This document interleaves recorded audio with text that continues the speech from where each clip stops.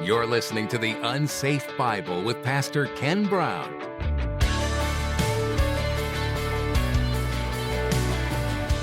Persecution by the Christian emperors of other beliefs and of the Christians among themselves many times was as severe as former persecutions, and the church became more wealthy and had a tendency to worldliness and a love of luxury.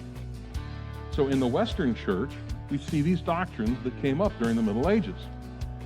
Justification by works. Yeah, that's not in the Bible. Baptismal regeneration. That's not in the Bible either. The worship of images. Thought we weren't supposed to be idol worship.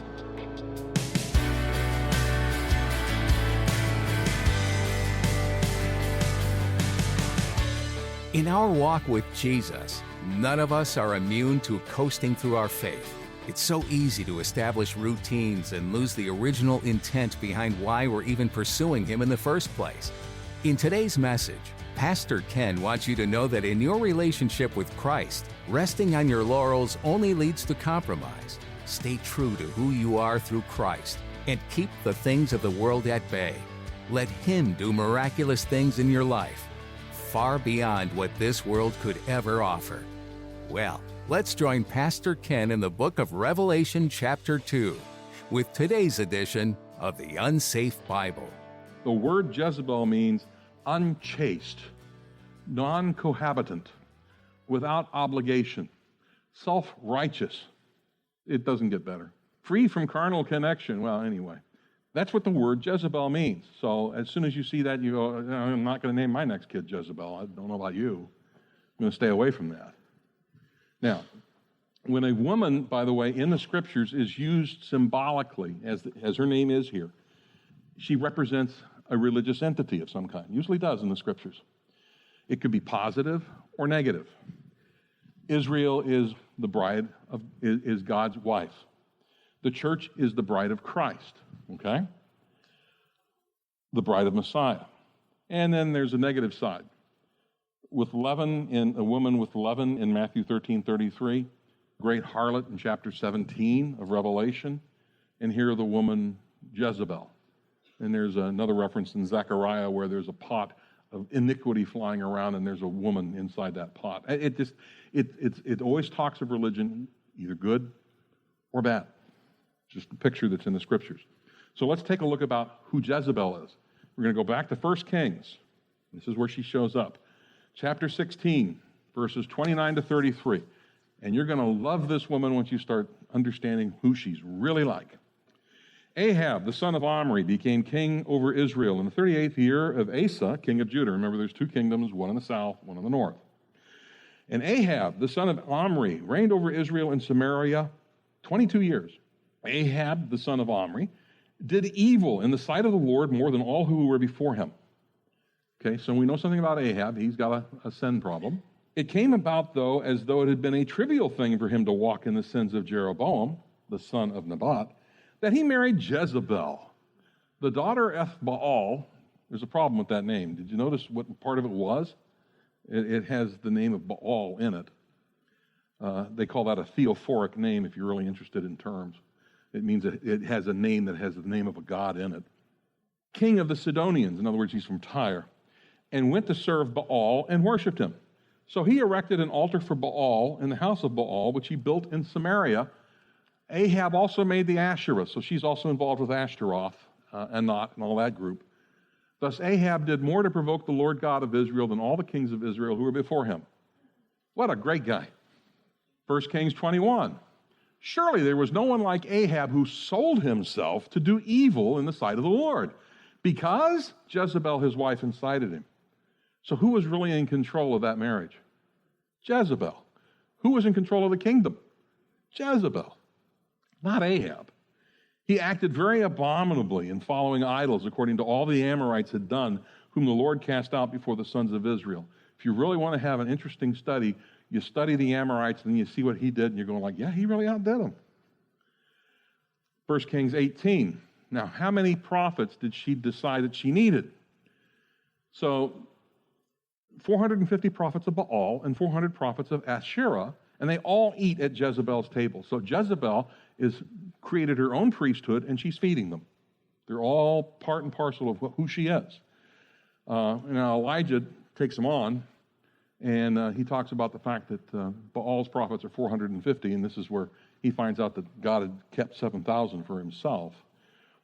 In 1 Kings 18, 3 and 4, we see that Obadiah, who was a servant of Ahab, at the threat of dying, being murdered, he hid 100 prophets. He was told to kill them all, and he hid as many as he could in a cave. And he's hiding them. And then we come back to 1 Kings 21, and this is another problem with Jezebel. Now, Jezebel's in charge. Ahab's not really in charge. And you pick up on that when you start studying her. But there was a situation where Ahab wanted a piece of property that was next door to the castle, next door to where he lived. And the guy there wouldn't sell it because it was given to him by the family, and the way property went in Israel is that you inherited it. So he was going to let it for his son to have it. And his name is Naboth. And Jezebel sees her husband come in, and he won't sell it to Ahab. So Jezebel, his wife, comes to him and says, "How is it that your spirit is so sullen and that you're not eating food?" I like the way that the NET version says. It says, "Why are you pouting?" I think it's very direct, okay? So he said to her, "Because I spoke to Naboth the Jezreelite and said to him, 'Give me your vineyard for money, or else, if it pleases you, I'll give you a vineyard in its place.' But he said, 'I'll not give you my vineyard.' Jezebel, his wife, said to him, 'Do you now reign over Israel?'" And he doesn't go into the details, by the way. He doesn't say, well, it's been passed down in his family since Joshua, and he doesn't say that. Jezebel, his wife, said to him, "Do you now reign over Israel?" She's manipulating him. "Arise, eat bread, let your heart be joyful. I'll give you the vineyard of Naboth the Jezreelite." So she wrote letters in Ahab's name and sealed them with his seal. Remember, this is a picture of what's going on in this church in Thyatira. And sent letters to the elders and to the nobles who were living with Naboth in his city. And she wrote in the letters saying, "Proclaim a fast and seat Naboth at the head of the people, and seat 2 worthless men before him, and let them testify against him, saying, 'You cursed God and the king.' Then take him out and stone him." Unfortunately, that is a picture historically of what took place during during a time period of the Middle Ages where the church would put people to death solely because they wanted to serve the Lord. It was to take their property during that time period. We'll get more into that. They took him out and stoned him to death. So the men of the city, the elders, the nobles who lived in the city, did as Jezebel had sent word to them, just as it was written in the letters which she had sent them. They proclaimed a fast, seated Naboth at the head of the people. 2 worthless men came in, set before him, and the worthless men testified against him, even against Naboth, saying, "He cursed God and the king." So they took him outside the city and stoned him to death with stones. They sent word to Jezebel, saying, "Naboth has been stoned and is dead." And when Jezebel heard that Naboth had been stoned and was dead, he said to Ahab, "Arise, take possession of the vineyard of Naboth the Jezreelite, which he refused to give you for money. He's not alive, he's dead." This is a picture of what's going on in the church in Thyatira, okay? We have to remember that. That's part of this. Now, I have to include this because everybody says, what happens to Jezebel, okay? Well, we learn one more piece of information before she gets hers. In 2 Kings 9:22, Joram sees Jehu. Now, Jehu is basically been authorized by the prophet of God to judge Ahab's family, and he's all about doing that. So Joram, who is the king at this time, was Ahab's son, saw Jehu and he said, "Is it peace, Jehu?" And this is what Jehu says. "What peace, so long as the harlotries of your mother Jezebel and her witchcrafts are so many?" We see she's a witch, too. And in Deuteronomy, it says that not to allow a witch to live in Israel. It says that. Which leads us to 2 Kings 9, a few verses later, verse 30. Jehu comes to Jezreel, okay? So he's in town. Jezebel heard of it. So he's already killed the king. He killed Joram.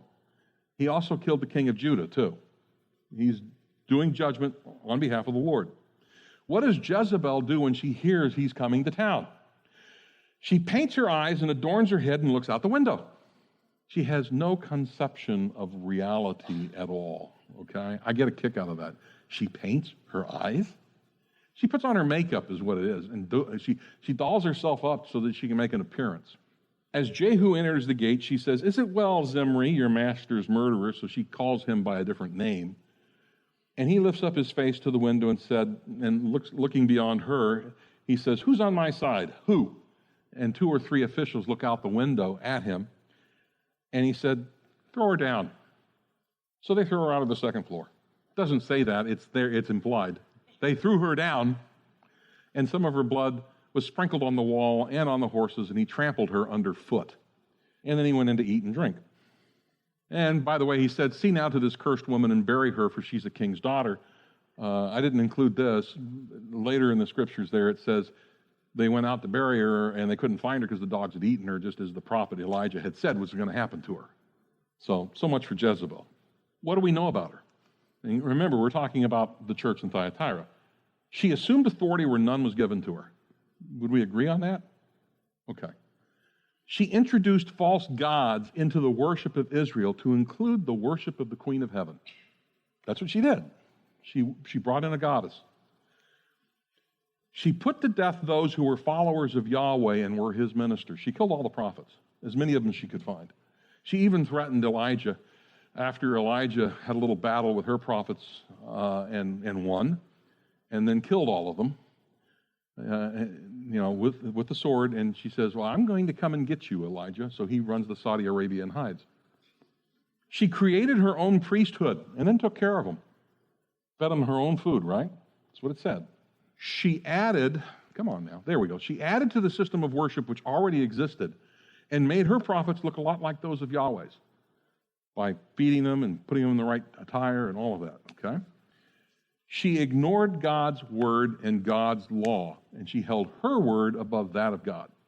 She has Naboth killed. She's just a wonderful person. She's a witch. Said that in the scriptures. She changed the festival days around to align with her changes, and at the end of it all, she's unrepentant. She did not repent. In the story with Naboth, she took authority that belonged to another, used it to lie and falsely accuse, and then kill others to take their property. This is Jezebel, and this is the picture that Jesus is using to talk about the church at Thyatira, the one group there at Thyatira that's off to the perverse side, not the very faithful group, not the group that's saying, "Can we just get along?" This is what she's talking about. So we see at the church in Thyatira that we have a group that's faithful to the Lord, and they hold strongly to the faith. But we also have an extreme liberal group that's the antithesis of everything that Jesus taught. And in the middle, we have those who just want to get along, okay? So let me use terms that we use today. We have fundamentalists on one side. We have liberals on the other. Then we have those in the middle who are following the denominational line. Do we see that in churches around us today? We do. There are certain denominations that if you go to them, you don't know whether or not they're teaching the word or not, because they got some churches that do, they got some churches that don't. They got some churches that are way off in left field, and you got some churches that are, how many people can we get saved today? My son was involved in a church plant for one of those, and I asked him point blank, says, "Well, what's important to the church? Getting people saved." "Okay, fine, I'm great." But that becomes a concern when you start seeing certain denominations showing up anymore, and you can almost, I'm not going to name them, but you can kind of start thinking a little bit about it. That's kind of what goes on. Now, as for the women, this woman here being characterized as Jezebel and her followers, they're going to go into the Great Tribulation unless they repent. So whatever this church group is that he's talking to, there are going to be people who think they're saved, are busy doing this liberal stuff over here, and they're not going to go when the rest of us go. They're not going to be overcomers. They're going to go through the Great Tribulation. She's a self-proclaimed prophetess who's leading the church into idolatry and fornication. And remember, she enforced the worship of Ashtoreth, or also known as Astarte or Anat. Again, Astarte was the chief goddess of the Sidonians. She was worshipped under the name of Astarte, of the name of Baal, connected with Tyre. In Babylonia and Assyria, she was also called Nana, and was the goddess of sexual love and fertility. And then when she went from Babylon to Assyria, she was called the spouse of Assur, the mother of the gods and men, and was supreme over all the other gods that were being worshipped. And then when she crossed the Bosphorus Straits, her name became Aphrodite or Venus, same goddess. She's often known as the Great Mother. She communicates the powers of the occult. She was called Ishtar in Sumeria around 1800 BC, and bridged the gap between the living and the dead with her occult power. Okay? The pagan religions of Canaan worshipped this goddess, then called her Anat, and then she wound up being called the goddess Cybele, and then that came across over into Rome and wound up going there eventually. The name, though, is Cybele once this goddess arrived in Rome. There we go. But in Rome, now if you talk about folks, how many have heard all religions go to the same place? It's just there is no one true religion. Everybody's getting to God their own way. We've all heard that, right? That came from Rome, okay? In Rome, religions were not placed side by side in friendly dialogue. They were theologically intermingled in their temples to the point that they all wound up becoming one eventually. In display of interfaith communion, you would have many different gods in the same temple. In Apollo's, a temple at Didyma outside Miletus, it was described as a circle of altars to every god. And this is in the 2nd century AD. In other temples, one priest would officiate for half a dozen different gods. They were equal opportunity. A guy by the name of Augustine, who was a theologian around 300 AD, 400 AD, he even wrote in one of his books, the mother of gods migrated to Rome from some out-of-the-way place called Picenus. Of course, it was beneath her dignity to lurk in obscurity while her son was enthroned on the Capitoline Hill. The mother of all the gods followed some of the children to Rome, but she got there ahead of the others. And I should be a bit surprised, though, she really did give birth to the dog-headed Cynocephalus who came from Egypt. Whether the goddess Fever also was one of her children. He starts naming all these different gods, talking about it. He's making fun of them is what he's doing. And this is from his book, The City of God. But what he's saying is that this came into Rome. Now, prior to the Edict of Milan under Constantine, it was not unusual to worship several different gods in one worship service. They did that all the time. That's why we still have a problem with that today. That's why there's still this, what is the, can we not just all get along, or what, coexist with all these different religions on it? Yeah, sorry, it doesn't work that way. Jesus says, I'm the way, the truth, and the life. No man comes to the Father but by me, period. He doesn't share. There's a history of toleration that goes on in Rome, except for Christians, because Christians were exclusive. Couldn't tolerate Christians because they didn't worship the other gods. They worshiped one God. But at some point in Thyatira, if you can't beat them, join them. And that's what they learned in Thyatira. So in 500 AD, it became legal to be a Christian. Well, actually 300 AD. By 500 AD, we see things coming into the church. So we see in one paper, they make notes that after the 4th century, we begin to see, after the fall of the Roman Empire, the bishops of Rome.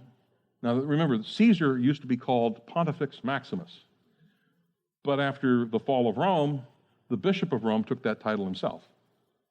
He accepted the title himself. As the church went into the Middle Ages, things began coming into the church from the inside, not the outside. The example from Jezebel, from Thyatira, who was in reality a Sidonian princess, she didn't just corrupt the worship of Yahweh, she introduced a whole new God and system of worship into Israel. So churches in the Middle Ages began to do the same thing. In the West, we see the rise of the Roman Church, which by the fall of Rome saw power shift from the emperors to the bishop of Rome. Leading into this after the Edict of Milan, there were some changes that took place in the church, some good, some bad. But with the fall of Rome, things accelerated. At certain times, religious issues were used for political gain, making it easy to be a Christian. So a nominal Christianity was allowed as a result of this, if not encouraged. Some pagan customs were included within Christian practice, just like what was going on in Thyatira. Persecution by the Christian emperors of other beliefs and of the Christians among themselves many times was as severe as former persecutions, and the church became more wealthy and had a tendency to worldliness and a love of luxury. So in the Western church, we see these doctrines that came up during the Middle Ages. Justification by works. That's not in the Bible. Baptismal regeneration. That's not in the Bible either. The worship of images. Thought we weren't supposed to be idol worshipers. Celibacy. Forbidding priests to marry. And having this line between clergy and laity, which is also, Nicolaitans did a little bit of that, but not like took place in the Western and the Eastern church. Confessionalism, where sins are confessed to a priest who then declares absolution. See, additionally, doctrines that came up, purgatory. Don't know where that came from, but it didn't exist. But I started tracking it, and I've tracked it to Babylon. Okay? So, transubstantiation, that's the concept and belief that Jesus, the host is really Jesus, and the wine really becomes his blood. And every time the priest does present that, it's a perpetual sacrifice of Jesus. Again, what did Thyatira mean? Perpetual sacrifice. So we see that in the transubstantiation doctrine. Indulgences, that's where you could pay money ahead of time or pay money for somebody to get out of purgatory. That's why Martin Luther nailed things onto the wall. But I also found an indulgence in a book in England where an individual was paying to go to the Crusades, and before he left, he wanted to make sure that he could rob 2 houses and commit 3 rapes. So he was forgiven of that in the indulgence. These were being sold left and right, and that's why, again, why Martin Luther did what he did. Penance, the torment of one's body to reduce time in purgatory, and then Mariolatry, the worship of the Virgin Mary as the Mother of God, and basically declaring her to be a deity almost at the end of the day. Additionally, in the Western Church, the Pope holds the titles and the keys of Janus and Cybele. We've talked about Cybele. Cybele is the goddess who had the power of the key and was worshipped in Rome along with Janus for years before Christianity came place. The earliest popes just assumed some of the trappings. I mean, basically, a lot of the folks, when it became legal to be a Christian and it became politically correct, a lot of the priests who were priests of Cybele or whatever, they got saved and brought their stuff with them. And that tended to happen. In terms of compromise, the Middle Ages were a lot like the period of the judges of Israel. Not all people knew the truth, yet there were still places within the church where the truth was being followed. In the East, they got busy fighting Muslims. They had their own problems in the Eastern church. But they also had a missionary outreach going on in the Slavic area, and they actually did a Wycliffe Bible translators mission into Russia and created a language where none existed and translated the Bible into Russian. So you have these great works of God taking place. At the same time, you've got another group that's kind of like, yeah, we're going off over here. So the Eastern church was a little bit static in their theology. The Western church, yeah, they were okay into change. And in the Middle Ages, the existing difference between Western and Eastern Christianity just got a little more pronounced. In the West, there was ecclesiastical sovereignty over feudal estates. So in other words, the church ruled over people. Where in the East, no, they didn't do that. They were still the church. Then there were other groups that grew up during this period, like the Waldensians, and they were biblical in their viewpoint. They were busy going around preaching the gospel. I mean, you wouldn't see a lot of difference between what we teach and what the Waldensians did. Wouldn't see much difference at all. So just as we see in Thyatira, we see the middle-aged church.